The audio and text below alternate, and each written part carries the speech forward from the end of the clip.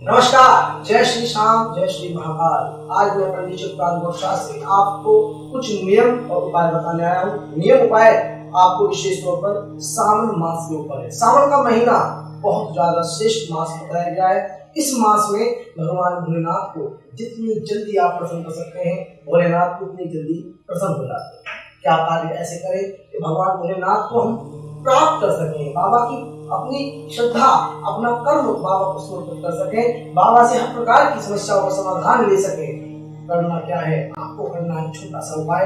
उपाय क्या है? एक तो आप सावन मास में सात्विक भोजन का उपयोग कीजिए। तामसी भोजन से आप जितना दूर रह सकें उतना दूर रहिए। मांस मदिरा का सेवन आप दूर रहिए। गमन, चाहे आप पत्नी गमन करें, चाहे आप बाहर कहीं गमन करें, गमन से दूर रहें।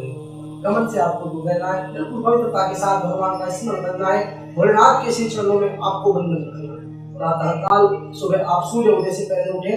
भोलेनाथ की कृपा प्राप्त करने के लिए आप प्रातः काल सूर्य उदय से पहले उठे और पंचामृत से बाबा भोलेनाथ का आप अभिषेक करें।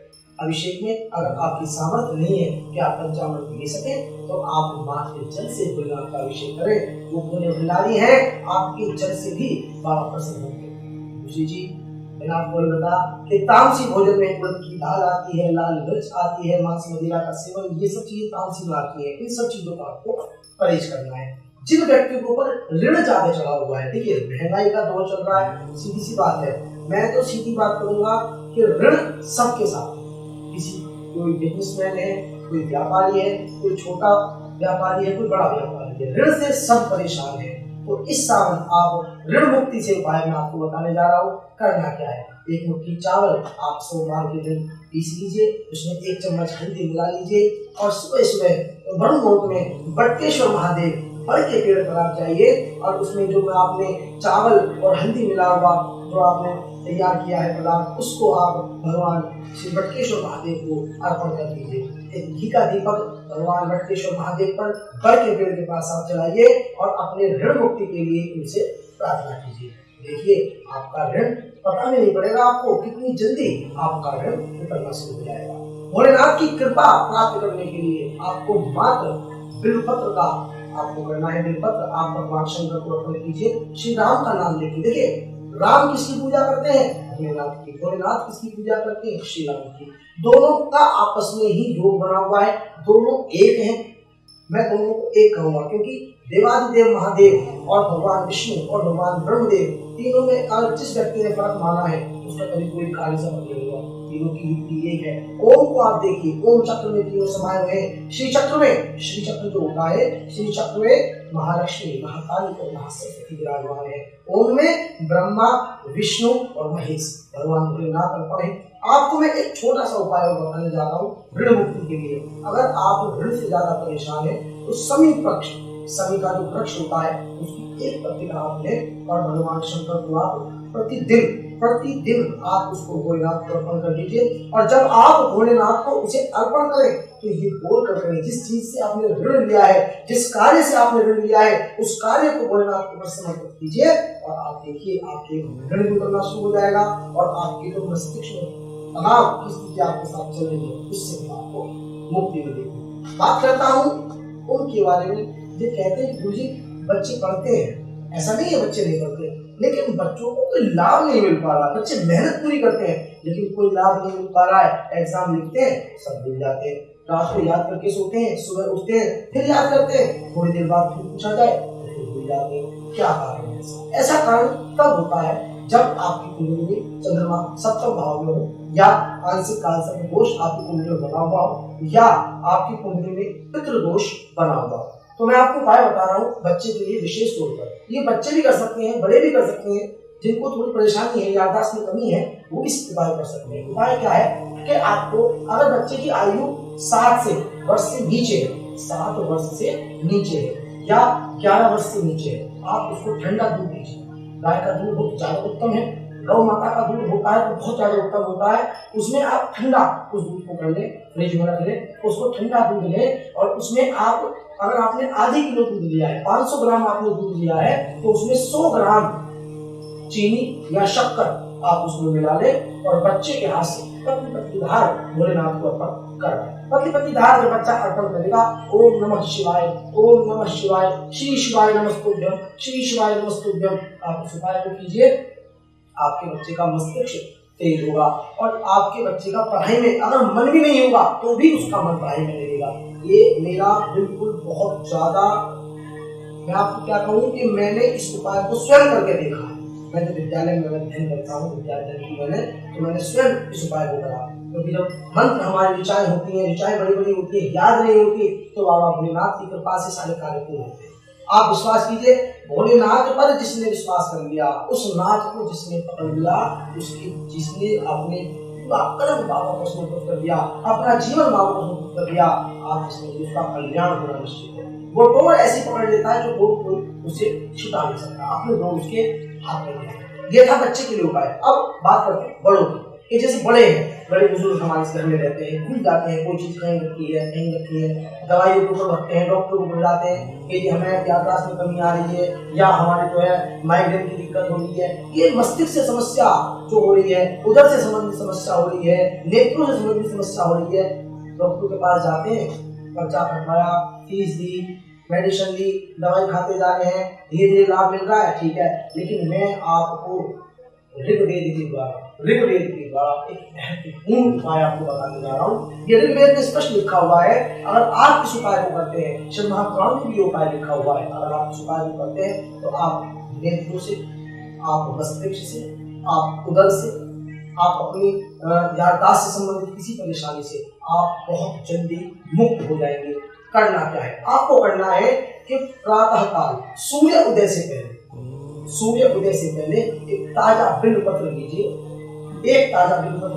उस पे श्री राम नाम का नाम लिखिए और उस बिल्व पत्र को भोलेनाथ को अर्पण कर दीजिए।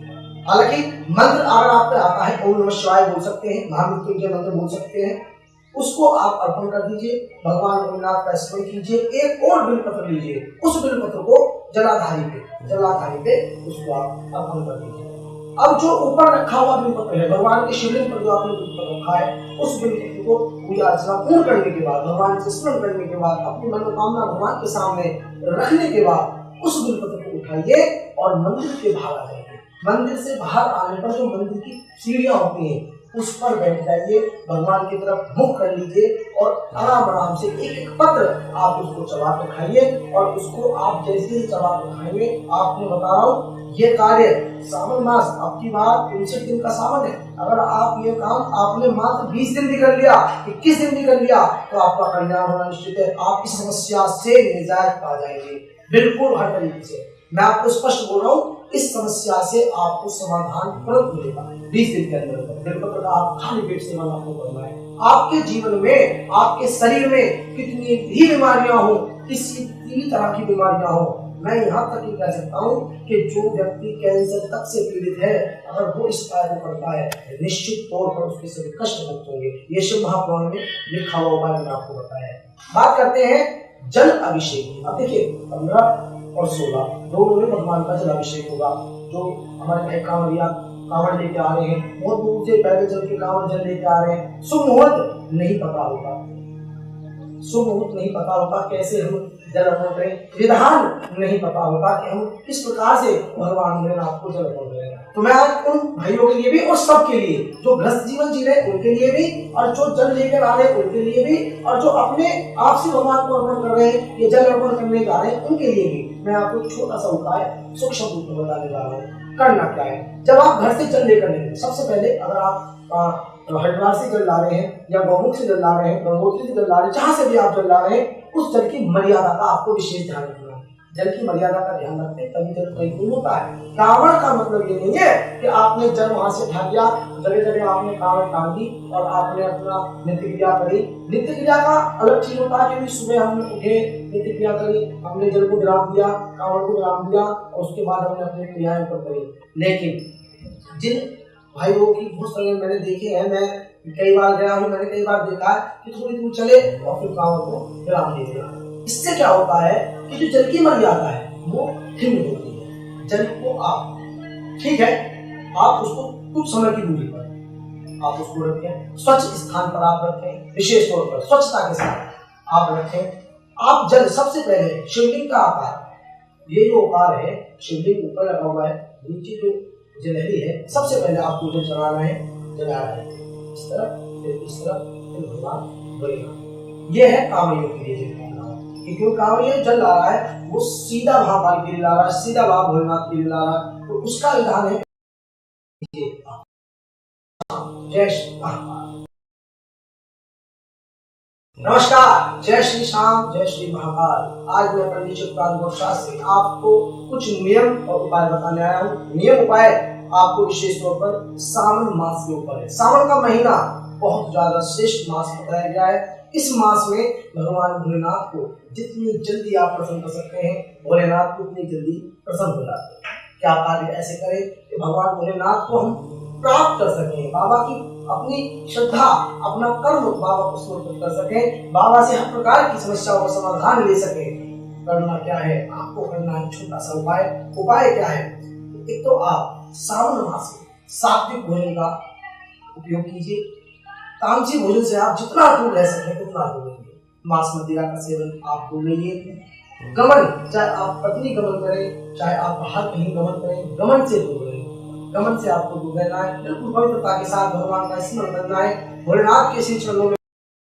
नमस्कार, जय श्री श्याम, जय श्री महाकाल। आज मैं पंडित चित्रकांत गोस्वामी से आपको कुछ नियम और उपाय बताने आया हूँ। नियम उपाय आपको विशेष तौर पर सावन मास के ऊपर है। सावन का महीना बहुत ज्यादा श्रेष्ठ मास बताया गया है। इस मास में भगवान भोलेनाथ को जितनी जल्दी आप प्रसन्न कर सकते हैं, भोलेनाथ को उतनी जल्दी प्रसन्न हो जाते हैं। क्या कार्य ऐसे करें कि भगवान भोलेनाथ को हम प्राप्त कर सकें, बाबा की अपनी श्रद्धा, अपना कर्म बाबा को समर्पित कर सकें, बाबा से हर प्रकार की समस्याओं का समाधान ले सकें। करना क्या है, आपको करना है छोटा सा उपाय।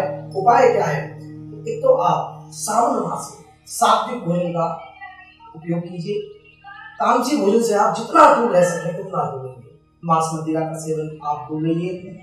गमन, चाहे आप पत्नी गमन करें, चाहे आप बाहर कहीं गमन करें, गमन से दूर रहिए। गमन से आपको दूर रहना है, बिल्कुल पवित्रता के साथ भगवान का स्मरण करना है, भोलेनाथ के श्री चरणों में आपको वंदन करना है। प्रातः काल सुबह आप सूर्य उदय से पहले उठे, भोलेनाथ की कृपा प्राप्त करने के लिए आप प्रातः काल सूर्य उदय से पहले उठे और पंचामृत से बाबा भोलेनाथ का आप अभिषेक करें। अभिषेक में अगर आपकी सामर्थ्य नहीं है कि आप पंचामृत ले सके तो आप माथ के जल से भोलेनाथ का अभिषेक करें। वो पुण्य भंडारी है, आपके जल से भी बाबा प्रसन्न होंगे। दूसरी चीज मैंने आपको बता कि तामसी भोजन में उड़द की दाल आती है, लाल मिर्च आती है, मांस मदिरा का सेवन, ये सब चीजें तामसी में आती है। इन सब चीजों का आपको परहेज करना है। जिन व्यक्तियों के ऊपर ऋण ज्यादा चढ़ा हुआ है, देखिए महंगाई का दौर चल रहा है, सीधी सी बात है, मैं तो सीधी बात करूंगा कि ऋण सबके साथ, किसी कोई बिजनेसमैन है, कोई व्यापारी है, कोई छोटा व्यापारी है, कोई बड़ा व्यापारी है, ऋण से सब परेशान है। तो इस सावन आप ऋण मुक्ति से उपाय मैं आपको बताने जा रहा हूँ। करना क्या है, एक मुट्ठी चावल आप सोमवार के दिन पीस लीजिए, उसमें 1 चम्मच हल्दी मिला लीजिए और सुबह सुबह ब्रह्म मुहूर्त में बटकेश्वर महादेव बड़ के पेड़ पर आप जाइए और उसमें जो आपने चावल और हल्दी मिला हुआ जो आपने तैयार किया है पदार्थ, उसको आप भगवान श्री बटकेश्वर महादेव को अर्पण कर दीजिए। एक घी का दीपक भगवान बटकेश्वर महादेव पर बड़ के पेड़ के पास आप जलाइए और अपने ऋण मुक्ति के लिए उनसे प्रार्थना कीजिए। देखिए आपका ऋण पता नहीं पड़ेगा आपको कितनी जल्दी आपका ऋण उतरना शुरू हो जाएगा। भोलेनाथ की कृपा प्राप्त करने के लिए आपको मात्र बिल्वपत्र का आपको करना है। बिल्वपत्र आप भगवान शंकर को अर्पण कीजिए, श्री राम का नाम लेके। देखिए राम किसकी पूजा करते हैं? भोलेनाथ की। भोलेनाथ किसकी पूजा करते हैं? श्री राम की। दोनों का आपस में ही योग बना हुआ है, दोनों एक हैं। मैं दोनों को एक कहूंगा क्योंकि देवादिदेव महादेव और भगवान विष्णु और भगवान ब्रह्मदेव तीनों में अगर जिस व्यक्ति ने फर्क माना है उसका कभी कोई कार्य सफल नहीं हुआ। तीनों की युक्ति एक है। ओम को आप देखिए, ओम चक्र में तीनों समाये हुए हैं। श्री चक्र में, श्री चक्र जो होता है, श्री चक्र में महालक्ष्मी, महाकाली और महासरस्वती विराजमान है। ओम में ब्रह्मा, विष्णु और महेश भगवान भोलेनाथ अर्पण है। आपको मैं एक छोटा सा उपाय बताने जा रहा हूँ ऋण मुक्ति के लिए। अगर आप ऋण से ज्यादा परेशान है तो समी वृक्ष, समी का जो वृक्ष होता है उसकी एक पत्ती का आप लें और भगवान शंकर को आप प्रतिदिन प्रतिदिन आप उसको भोलेनाथ को अर्पण कर दीजिए। और जब आप भोलेनाथ को उसे अर्पण करें तो ये बोल कर करें, जिस चीज से आपने ऋण लिया है, जिस कार्य से आपने ऋण लिया है, उस कार्य को भोलेनाथ के ऊपर समर्पित कीजिए और आप देखिए आपके ऋण भी उतरना शुरू हो जाएगा और आपके जो मस्तिष्क में तनाव की स्थिति आपके साथ चल रही है उससे भी आपको मुक्ति मिलेगी। बात करता हूँ उनके बारे में जो कहते हैं गुरुजी बच्चे पढ़ते हैं, ऐसा नहीं है बच्चे नहीं पढ़ते, लेकिन बच्चों को कोई लाभ नहीं मिल पा रहा। बच्चे मेहनत पूरी करते हैं लेकिन कोई लाभ नहीं मिल पा रहा है। एग्जाम लिखते हैं, सब भूल जाते हैं, रात को याद करके सोते हैं, सुबह उठते हैं फिर याद करते हैं, थोड़ी देर बाद फिर पूछा जाए फिर भूल जाते हैं। क्या कारण है? ऐसा कारण तब होता है जब आपकी कुंडली में चंद्रमा सप्तम भाव में हो या आंशिक कालसर्प दोष आपकी कुंडली में बना हुआ हो या आपकी कुंडली में पितृ दोष बना हुआ हो। तो मैं आपको उपाय बता रहा हूँ बच्चे के लिए विशेष तौर पर। ये बच्चे भी कर सकते हैं, बड़े भी कर सकते हैं, जिनको थोड़ी परेशानी है, याददाश्त में कमी है, वो इस उपाय कर सकते हैं। उपाय क्या है कि आपको अगर बच्चे की आयु 7 वर्ष से नीचे है, 7 वर्ष से नीचे है या 11 वर्ष से नीचे है, आप उसको ठंडा दूध दीजिए। गाय का दूध बहुत ज्यादा उत्तम है, गौ माता का दूध होता है तो बहुत ज्यादा उत्तम होता है। उसमें आप ठंडा उस दूध को कर लें, फ्रिज में रख लें, उसको ठंडा दूध लें और उसमें आप अगर आपने आधी किलो दूध लिया है, 500 ग्राम आपने दूध लिया है तो उसमें 100 ग्राम चीनी या शक्कर आप उसमें मिला लें और बच्चे के हाथ से पतली पतली धार भोलेनाथ को अर्पण करना। पतली पतली धार जब बच्चा अर्पण करेगा, ओम नमः शिवाय, ओम नमः शिवाय, श्री शिवाय नमस्तुभ्यम, श्री शिवाय नमस्तुभ्यम, आप उस उपाय को कीजिए। आपके बच्चे का मस्तिष्क तेज होगा और आपके बच्चे का पढ़ाई में अगर मन भी नहीं होगा तो भी उसका मन पढ़ाई में लगेगा। ये मेरा बिल्कुल बहुत ज्यादा, मैं आपको क्या कहूँ कि मैंने इस उपाय को स्वयं करके देखा है। मैं जब विद्यालय में अध्ययन करता हूँ, विद्यालय की मैंने स्वयं इस उपाय को करा, क्योंकि जब मंत्र हमारी ऋचाएं होती हैं, ऋचाएं बड़ी बड़ी होती है, याद नहीं होती, तो बाबा भोलेनाथ की कृपा से सारे कार्य पूर्ण होते हैं। आप विश्वास कीजिए, भोलेनाथ पर जिसने विश्वास कर लिया, उस नाथ को जिसने पकड़ लिया, उसकी जिसने अपने कर्म बाबा को समर्पित कर दिया, अपना जीवन बाबा को समर्पित कर दिया, आप जिसने उसका कल्याण होना निश्चित है। वो डोर ऐसी पकड़ लेता है जो डोर कोई उसे छुटा नहीं सकता, अपने डोर उसके हाथ में है। ये था बच्चे के लिए उपाय। अब बात करते हैं बड़ों की। कि जैसे बड़े हैं, बड़े बुजुर्ग हमारे घर में रहते हैं, भूल जाते हैं, कोई चीज कहीं रखी है कहीं रखी है, दवाइयों को रखते हैं, डॉक्टर को बुलाते जाते हैं कि हमें याददाश्त में कमी आ रही है या हमारे जो है माइग्रेन की दिक्कत हो रही है, ये मस्तिष्क से समस्या जो हो रही है, उधर से संबंधित समस्या हो रही है, नेत्रों से संबंधित समस्या हो रही है, डॉक्टर के पास जाते हैं, पर्चा कटवाया, फीस दी, मेडिसिन ली, दवाई खाते जा रहे हैं, धीरे धीरे लाभ मिल रहा है, ठीक है। लेकिन मैं आपको ऋग्वेद के द्वारा एक महत्वपूर्ण उपाय आपको बताने जा रहा हूँ। ये ऋग्वेद में स्पष्ट लिखा हुआ है, अगर आप इस उपाय को करते हैं, श्रीमद् महापुराण में भी उपाय लिखा हुआ है, अगर आप इस उपाय को करते हैं तो आप नेत्रों से, आप मस्तिष्क से, आप उदर से, आप अपनी याददाश्त से संबंधित किसी परेशानी से आप बहुत जल्दी मुक्त हो जाएंगे। करना क्या है? आपको करना है कि प्रातः काल सूर्य उदय से पहले एक ताजा बिल्व पत्र लीजिए, उस पे श्री राम नाम का नाम लिखिए और उस बिल्व पत्र को भोलेनाथ को अर्पण कर दीजिए। हालांकि मंत्र अगर आपको आता है, ओम नमः शिवाय बोल सकते हैं, महामृत्युंजय मंत्र बोल सकते हैं, उसको आप अर्पण कर दीजिए, भगवान भोलेनाथ का स्मरण कीजिए। एक और बिल्व पत्र लीजिए, उस बिल्व पत्र को जलाधारी पे उसको आप अर्पण कर दीजिए। अब जो ऊपर रखा हुआ बिल्व पत्र है, भगवान के शिवलिंग पर जो आपने बिल्व पत्र रखा है, उस बिल्व पत्र को पूजा अर्चना पूर्ण करने के बाद, भगवान से स्मरण करने के बाद, अपनी मनोकामना भगवान के सामने रखने के बाद उस बिल्व पत्र को उठाइए और मंदिर के बाहर आ जाइए।